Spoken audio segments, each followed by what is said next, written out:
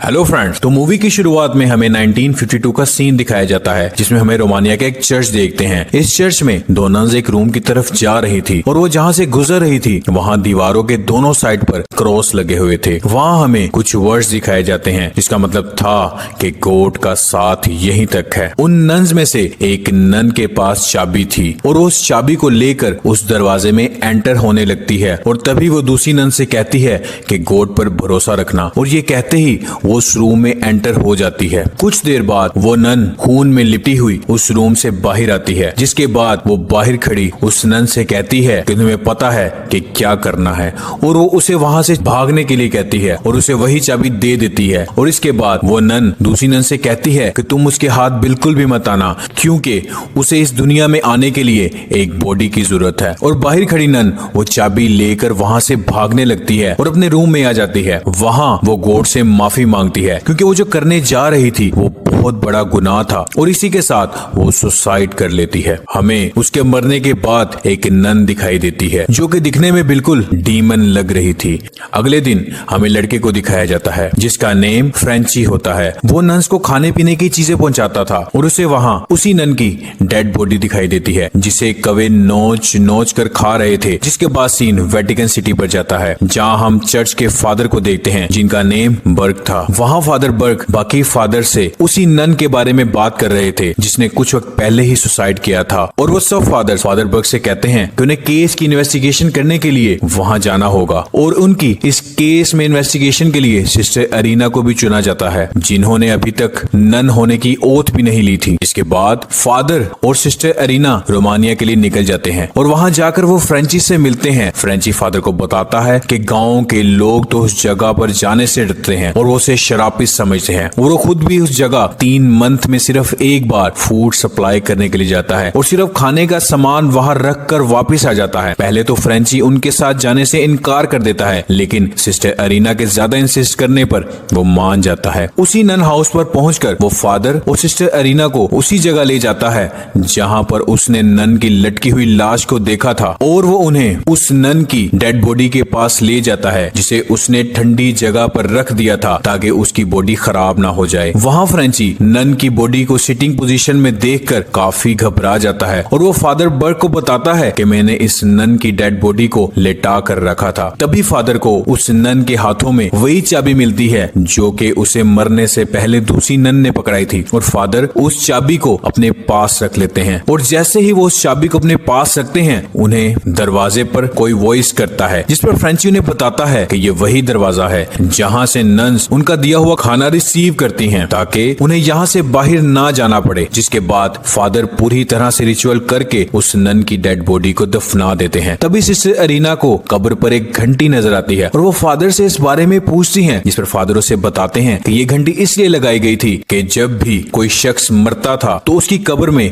ये घंटी लगाई जाती थी ताकि अगर वो जिंदा हो तो वो बाकी सबको ये घंटी बचाकर बता दे कि वो मरा नहीं है। फ्रेंची उन्हें नन हाउस के मेन गेट पर ले आता है और वो उन्हें उसी जगह ले आता है जहाँ पर उसने मरने वाली नन की डेड बॉडी को देखा था। और जब फादर उस नन के ब्लड को छूते हैं तो वो उसे देखकर काफी हैरान हो जाते हैं क्योंकि उस नन का ब्लड बिल्कुल फ्रेश था, जबकि उस नन को मरे हुए 2 हफ्ते गुजर चुके थे। इसके बाद वो तीनों नन हाउस जाते हैं जहाँ पर उन्हें एक नन दिखाई देती है जिसका फेस पूरा कवर था। वो फादर और सिस्टर अरीना को यहाँ से जाने का कहती है। तब फादर उसे बताते हैं अगर वो यहाँ से चला भी गया तो वेटिकन चर्च यहाँ किसी और फादर को भेज देंगे इन्वेस्टिगेशन के लिए। तभी वो नन फादर और सिस्टर अरीना को नन हाउस के पास ही मौजूद एक जगह पर रुकने के लिए कहते हैं क्योंकि अब शाम हो गई थी और ये उनकी प्रेयर का टाइम था। जिसके बाद नन हाउस के दरवाजे भी बंद हो जाएंगे और वो उन्हें कल आने के लिए कहती है। जिसके बाद फादर फ्रेंची को वहाँ से जाने के लिए कहते हैं और वो फ्रेंची को वहाँ कुछ दिनों बाद वापिस आने के लिए कहते हैं। ये सुनकर फ्रेंची वहाँ से निकल जाता है और रास्ते में उसे एक नन का साया दिखाई देता है जिसे देखकर फ्रेंची उसका पीछा करने लग जाता है। जिसके बाद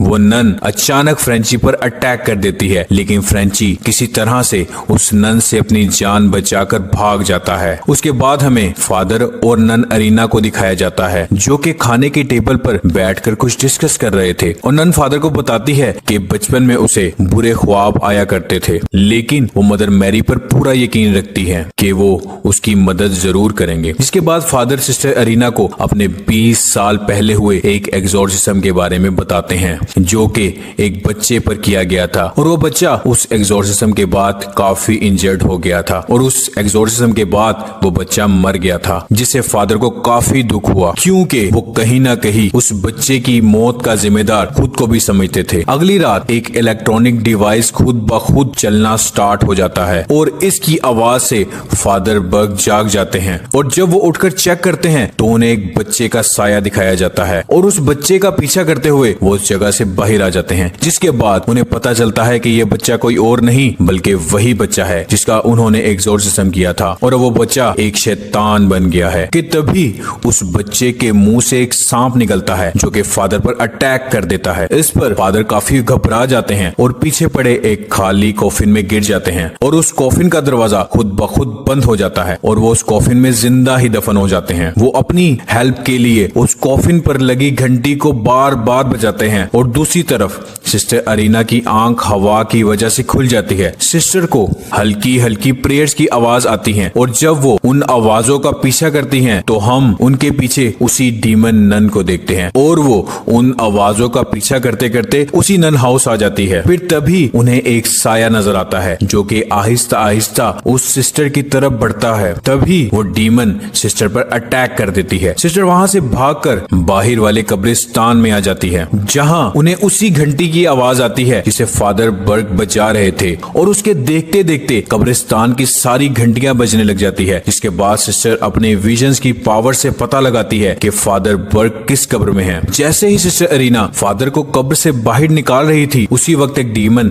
फादर पर अटैक कर देता है, लेकिन इससे पहले कि वो डीमन फादर को जान से मार पाता सिस्टर उन्हें बाहर निकाल लेती है और उनकी जान बचा लेती है। उसी कब्र में उन्हें कुछ बुक्स मिलती हैं जिन्हें वो अपने पास रख लेते हैं। नेक्स्ट डे वो नन हाउस जाते हैं और वो अंदर आने के बाद मदर सुपीरियर को काफी आवाजें लगाते हैं लेकिन कोई भी उनकी बात का जवाब नहीं देता। लेकिन कुछ देर बाद वहाँ का दरवाजा खुद ब खुद खुल जाता है और वो सिस्टर को वो की पकड़ा देते हैं जो कि उन्होंने उसी मरी हुई नन से ली थी, और वो सिस्टर को अंदर भेजते हुए कहते हैं कि उन्हें पता लगवाना है कि ये की किस दरवाजे की है। जब सिस्टर अरीना नन हाउस में जाती हैं तो उन्हें एक नन दिखाई देती है। नन अरीना उस नन को काफी आवाजें लगाती हैं लेकिन वो नन अरीना को इग्नोर करते हुए वहाँ से चली जाती है। तभी सिस्टर अरीना एक चर्च में जाती हैं जहाँ एक नन क्रॉस के आगे प्रेयर कर रही थी और सिस्टर अरीना उस नन को प्रेयर से उठाने ही वाली थी कि अचानक एक नन आकर उन्हें रोक देती है और उसे बताती है कि यहाँ पर नन्स की प्रेयर की शिफ्ट होती है और सब नन्स अपनी अपनी शिफ्ट में प्रेयर करके वहाँ से चली जाती हैं। तभी हम फ्रेंची को देखते हैं जो कि एक बार में बैठकर बियर पी रहा था कि तब उसे उस बार का ओनर बताता है कि उस गांव की एक लड़की ने वहाँ पर सुसाइड की थी। वो फ्रेंची को बताता है कि जितने भी बुरे इंसिडेंट उस चर्च में होते हैं उनके पीछे वही कर्स एबे है, यानी कि वही नन्स का घर है। जिसके बाद फ्रेंची समझ जाता है कि वहाँ पर सिस्टर और फादर दोनों की जान खतरे में है।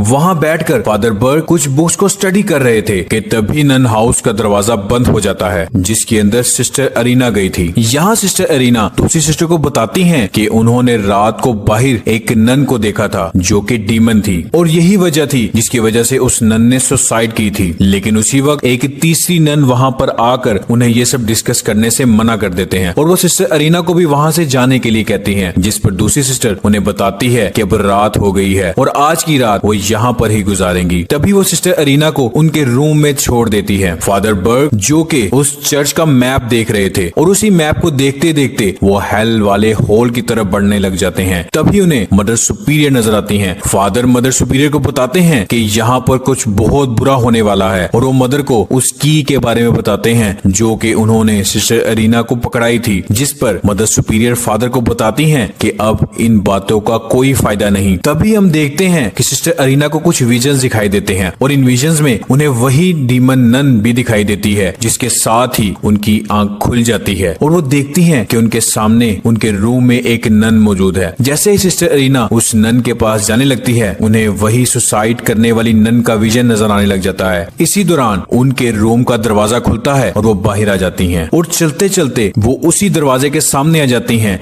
जहां पर लिखा था कि कोर्ट का साथ यहीं तक है। वहां सिस्टर को वही डीमन नन दिखाई देती है और ये डीमन नन सिस्टर अरीना पर अटैक कर देती है, लेकिन सिस्टर अरीना वहां से जान बचाकर भाग जाती है। रास्ते में वो दूसरी सिस्टर उन्हें बचा लेती हैं। फिर जब सिस्टर अरीना वापस चर्च में जाती है तो उन्हें वहाँ पर एक नन दिखाई देती है जो कि प्रेयर कर रही थी और उसके पास उन्हें एक डेड बॉडी भी दिखाई देती है। फिर जब सिस्टर अरीना उस डेड बॉडी के पास जाती है और उसे देखती है तो वो काफी हैरान हो जाती है क्योंकि ये वही सिस्टर थी जो काफी देर से उनकी हेल्प कर रही थी। फिर तभी हमें फादर को दिखाया जाता है जिनके सामने वही बच्चा फिर से आ जाता है जिनका उन्होंने एक्सोर्सिज्म किया था। फिर तभी फादर उस बच्चे से अपनी जान बचाकर भागने लग जाते हैं। तभी हम देखते हैं कि उन पर अटैक करने वाला कोई और नहीं बल्कि वही डीमन नन थी जो कि बच्चे के रूप में आकर फादर को डरा रही थी। जिसके बाद हम देखते हैं कि बहुत सी नन्स सिस्टर अरीना के पास चर्च में आ जाती हैं और उन नन्स में से एक नन सिस्टर अरीना को कहती है कि वो हमारे साथ मिलकर प्रेयर करे और अपनी नजर सिर्फ मदर मैरी पर रखे। तभी मदर मैरी की आंखों से अचानक खून निकलने लग जाता है। शैतान उन सब की प्रेयर्स को काफी डिस्टर्ब करता है लेकिन सिस्टर कॉन्टिन्यूअसली अपनी प्रेयर को जारी रखती हैं। फादर भागकर उसी आइस हाउस में आ जाते हैं कि तभी एक डीमन नन उन पर अटैक कर देती है लेकिन फ्रेंची उनकी जान बचा लेता है। जिसके बाद हम सिस्टर अरीना को देखते हैं। तभी प्रेयर के दौरान वो डीमन उन पर अटैक कर देती है और उनकी बॉडी पर भी एक स्टार बना देती है। तभी वहां पर फादर और फ्रेंची आ जाते हैं जिन्हें देखकर सिस्टर उन्हें बताती है कि वो बाकी सब नन्स के साथ मिलकर प्रेयर कर रही हैं। लेकिन जब वो दोबारा मुड़कर देखती है तो वहां पर कोई नन नहीं थी, वहां जस्ट एक डेड बॉडी थी। और जब वो उस डेड बॉडी को देखते हैं तो वो समझ जाते हैं कि अब कोई भी इस नन हाउस में जिंदा नहीं है, सबको उसी डीमन ने मार डाला है। तभी अचानक वो डेड बॉडी उठकर फादर पर अटैक कर देती है लेकिन फादर उससे बचने के लिए उस पर होली वाटर डाल देते हैं और उसे जला देते हैं। फ्रेंची उन्हें कहता है कि हमें यहाँ से निकल जाना चाहिए लेकिन सिस्टर अरीना उन्हें अभी यहाँ से बाहर जाने से मना कर देती है और वो उन सबको बताती है कि जिस सिस्टर ने सुसाइड किया था वो सुसाइड नहीं बल्कि एक सैक्रिफाइस था क्योंकि उस डीमन नन को इस दुनिया में आने के लिए एक जान चाहिए, जिस वजह से उस रात उस सिस्टर ने अपनी जान दे दी थी ताकि डीमन नन इस दुनिया में ना आ पाए। और वो उन्हें बताती है कि हमें उस हाल को बंद करने के लिए उस होली साइन को ढूंढना होगा जिससे वो दरवाजा हमेशा के लिए बंद हो जाएगा और वो साइन जीसस क्राइस्ट का ब्लड है। फादर सिस्टर से पूछते हैं कि उन्हें वो निशानी कहाँ मिलेगी, जिस पर वो बताती है कि मदर सुपीरियर की डेड बॉडी उन्हें एक तहखाने में मिली थी और वो मदर सुपीरियर के पास जाने का रास्ता भी जानती हैं लेकिन उससे पहले उन्हें नन होने की ओथ लेनी होगी, तभी वो अपने मिशन में कामयाब हो सकती हैं। और जो विजन्स उन्हें आते हैं वो गॉड की तरफ से ही आते हैं। जिसके बाद सिस्टर नन की ओथ ले लेती हैं। तभी वो तीनों बेसमेंट में आ जाते हैं और वो उसी जगह पर आ जाते हैं जहाँ पर मदर मैरी की डमी पड़ी हुई थी और मदर मैरी की डमी उन्हें किसी तरफ जाने का इशारा कर रही थी और वो उसी डायरेक्शन में देखते हैं तो उन्हें एक दरवाजा मिलता है जिसे वो उसी चाबी से खोल लेते हैं और उस दरवाजे के खुलते ही सिस्टर को वही साइन दिखाई देता है जिसमें जीसस क्राइस्ट का होली ब्लड शामिल है। फादर उस होली ब्लड को सिस्टर के हवाले कर देते हैं और उसी दरवाजे के पास आ जाते हैं जहाँ लिखा था कि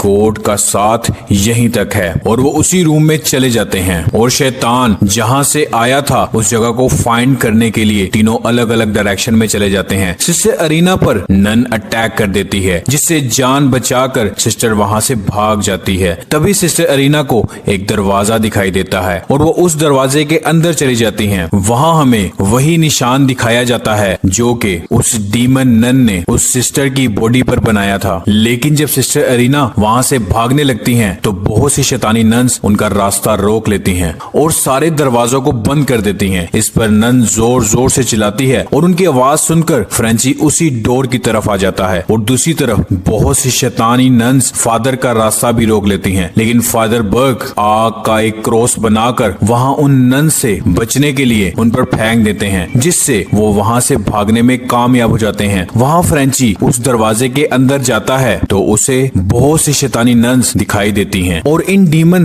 नन्स के दरमियान उसे सिस्टर दिखाई देती हैं जिन्हें शैतान ने पोजेस कर लिया है और सिस्टर अरीना फ्रेंची पर अटैक कर देती है और फ्रेंची मौका देखते ही डेमोनिक सिस्टर पर जीसस क्राइस्ट का पुलिस साइन फेंकता है जिस पर वो डीमन नन सिस्टर की बॉडी को छोड़कर बाहर आ जाती हैं और वो डीमन नन खुद से ही फ्रेंची पर अटैक कर देती है और जब सिस्टर अरीना फ्रेंची को बचाने के लिए आगे बढ़ती है तो वो उसे पीछे फेंक देती है जहाँ पर बहुत ज्यादा पानी था। दूसरी तरफ हमें फादर बर्ग को दिखाया जाता है जिन पर वही बच्चा फिर से अटैक कर देता है और उस बच्चे के मुंह से एक सांप निकलता है जो कि फादर की आंखों पर अटैक कर देता है। तभी सिस्टर को पता चलता है कि वो होली साइन उनके गले से निकलकर पानी में गिर गया है और वहीं पर डीमन नन आकर सिस्टर को पानी में डुबा डुबा कर मारने की कोशिश करती है। फादर बर्ग सिस्टर को उस डीमन से बचाने की काफी कोशिश करते हैं, लेकिन वो उन्हें भी दूर फेंक देती है। इसके बाद सिस्टर उस होली साइन को खींचकर अपने मुंह के पास ले आती हैं और जब डीमन नन उस होली साइन को पकड़ती है तो वो ये देखती है कि उसमें जीसस का ब्लड नहीं है। लेकिन जब डीमन नन सिस्टर को मारने वाली होती है तो सिस्टर अपने मुंह में भरा हुआ जीसस क्राइस्ट का ब्लड उस पर फेंक देती है, जिससे वो मरना शुरू हो जाती है और उस ब्लड के कुछ कतरे उस पानी पर भी गिर जाते हैं, जिससे वहाँ हेल का दरवाजा खुल जाता है और वो डीमन नन उसमें चली जाती है। इसी के साथ वो हेल का दरवाजा बंद हो जाता है और जब नेक्स्ट मॉर्निंग वो वहाँ से जाने लगते हैं तो सिस्टर अरीना वहाँ प्रेयर करती हैं और वो फ्रेंची से कहती हैं कि अब ये जगह पाक हो गई है। जिसके बाद हमें फ्रेंची को दिखाया जाता है जिसकी गर्दन पर उल्टे क्रॉस का निशान होता है, जिसके बाद हमें इस बात का अंदाजा हो जाता है कि उस डीमन नन ने अपनी कुछ डेमोनिक पावर्स फ्रेंची में भी छोड़ दी हैं। और इसी के साथ ये मूवी एंड हो जाती है।